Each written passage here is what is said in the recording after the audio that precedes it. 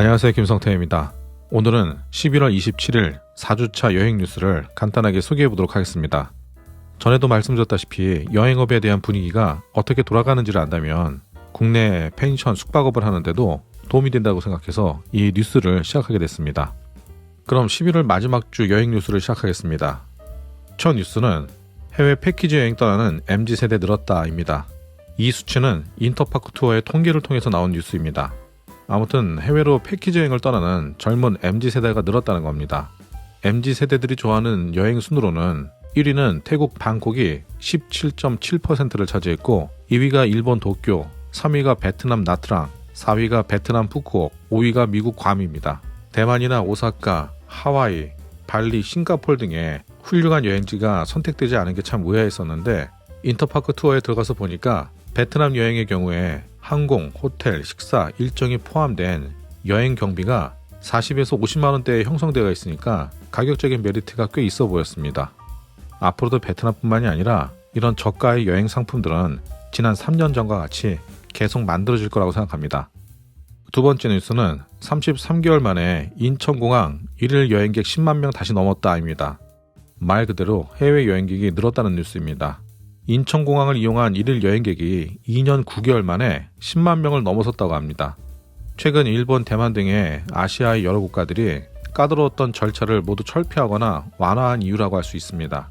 사실 요즘 마스크만 쓰고 다니지 바이러스에 대한 걱정을 하는 사람들은 거의 없는 것 같습니다. 이제 수치상으로만 보면 여행 산업 분야는 3년 전 그 시절로 거의 돌아온 듯해 보입니다. 세 번째 뉴스는 태국 여행 관련된 뉴스입니다. 3년 전까지만 해도 베트남 여행지가 우리나라 사람들이 가장 많이 찾는 여행지였었는데 이제는 그 바통을 태국이 이어가지 않을까 생각됩니다. 제 개인적인 생각에도 태국이 베트남에 비해서 여행 인프라가 더 좋지 않나라고 생각되기도 합니다. 이 기사에 따르면 올해 태국을 찾은 한국 관광객은 약 40만 명이고 내년에는 2019년 이전의 70% 정도인 130만 명 정도에 달할 거라고 전망했습니다. 다음은 일본입니다. 한국말만 들리는 일본 하네다 공항. 무비자와 엔저 효과로 10월에 한국인 관광객이 급증을 했다고 합니다. 하루에만 2만 명씩 일본을 나가고 있고 그 결과로 10월 일본을 찾은 관광객 49만 8,600명 중에서 12만 2,900명이 한국인으로 가장 많았고 그 다음이 미국 5만 3,200명, 그 다음이 홍콩, 대만 순으로 일본을 찾았다고 합니다. 1위와 2위 차이가 거의 2배 이상이 납니다. 태국, 베트남, 일본으로 참 많이 떠나고 있습니다. 해외 수요가 증가하기 시작하니까 여행업계에서는 각종 이벤트와 상품으로 본격적인 여행 마케팅을 시작한다고 합니다. 인천공항도 내년 상반기부터는 운영을 정상화한다고 합니다.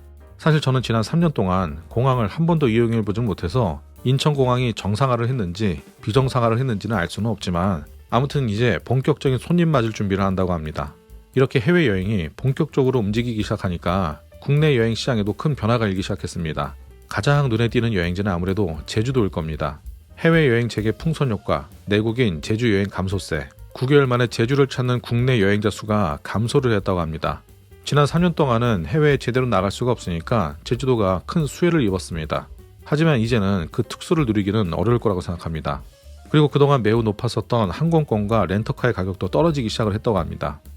그리고 내국인은 줄었지만 제주를 찾는 외국인은 조금씩 늘고 있는 상황이라고 합니다.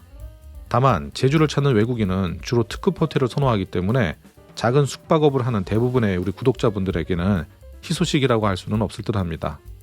언제 추워지나 2달 앞으로 다가온 강원도 겨울축제 비상. 요즘 우리나라가 참 따뜻합니다.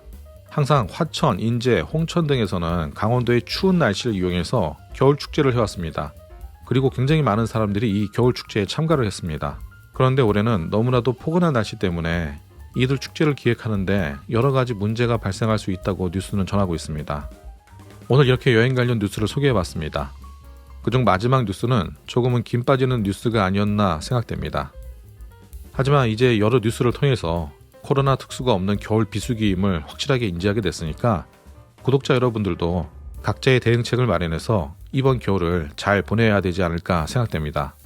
오늘도 힘찬 하루 보내시고 다음 영상은 펜션 사업 노하우를 담은 좋은 영상으로 다시 찾아뵙겠습니다. 감사합니다.